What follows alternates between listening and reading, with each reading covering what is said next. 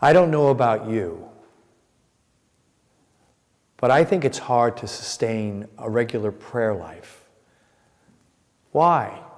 Why is it so difficult to pray regularly? Some reasons are obvious: overbusyness, tiredness, and too many demands on our time, constant distractions, spiritual laziness, liturgies that bore us, and methods of prayer that leave us flat and inattentive. But there's another reason, too, suggested by contemplative monks and very spiritual people. The problem we have in sustaining prayer, they say, is often grounded in the false notion that we think that prayer needs to be interesting, exciting, intense, and full of energy all the time. But they say that's impossible. Nothing is meant to be exciting all the time, including prayer and liturgies. And nobody has the energy to always be alert, attentive, intense, and actively engaged all the time. Sometimes we don't pray regularly precisely because we simply cannot find within ourselves the energy, the time, the intensity, and the appetite for active participation that we think prayer is demanding of us. But believe it or not, prayer respects that. Prayer is meant to respect the natural rhythms of our energy. Prayer is like eating, and as we know from experience, you don't always want a banquet. If you tried to have a big meal every day or went out every day, you would soon find yourself coming to the table and you'd look for any excuse to escape or to sneak off for just a quick sandwich by yourself. Healthy eating habits respect our natural rhythms. Healthy eating habits respect our time, our energy, our tiredness, the season, the hour, our boredom, our taste. And prayer should be the same. But this isn't generally respected. Too often we're left with this impression. My prayer should be a high celebration. It should be upbeat. It should have high energy. The more variety, the better. Longer is better than shorter. Time and tiredness should never be a consideration. During prayer, nobody should ever look at a wristwatch. Prayer at a prayer service need not be told, people at a prayer service need not be told how long the service will last. The solution to boredom and lack of energy is more variety and imagination. Whew. No wonder we often lack the energy to pray and want to avoid church services. Monks have secrets worth knowing.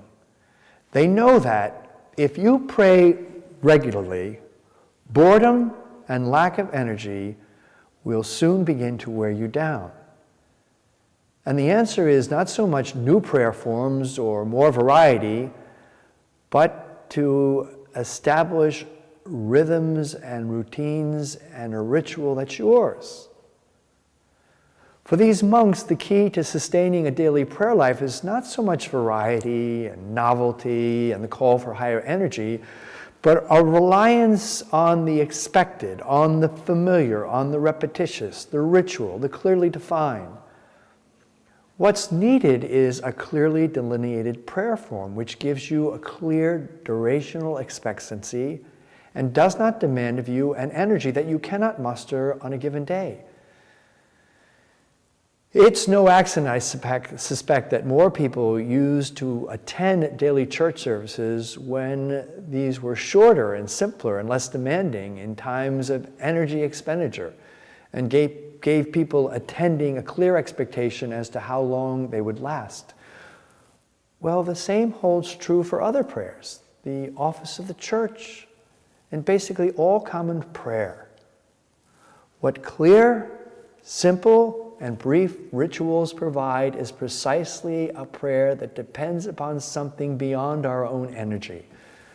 The rituals that we are used to carry us. They carry our tiredness, our lack of energy, our inattentiveness, our indifference, and even our occasional distaste.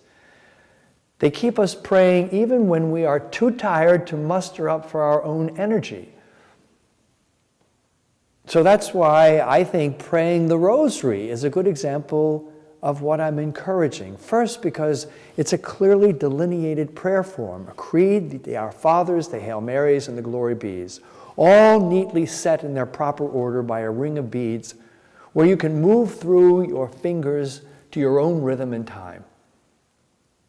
And I'm sure that, like me, we know from experience of praying the rosary the length of time that's required for us as individuals to complete it. And we can pray it at any time and any place without difficulty. It does not demand of us an energy which we cannot muster at any given moment. I can't tell you how many times I've said my rosary at night and it's put me to sleep. There is much to be commended in stressing that prayer, especially a particular liturgy, should demand of us real energy, real participation, and real celebration. It's meant to be demanding, but sometimes I fear we misunderstood what it's asking of us. And sometimes too, I think we are working too hard at it and are not letting the rituals themselves work hard enough. A famous Protestant theologian, Dietrich Bonhoeffer, had a little mantra he would sometimes use when he was preaching to young couples on their wedding day. He would tell them, "Today you are young, and today you're very much in love, and you think that your love is going to sustain your marriage. It won't. But your marriage can sustain your love." And that's true for prayer. We think that good intentions and energy will sustain our rituals of prayer, but they can't. Rather, our rituals of prayer can sustain our goodwill and our energy.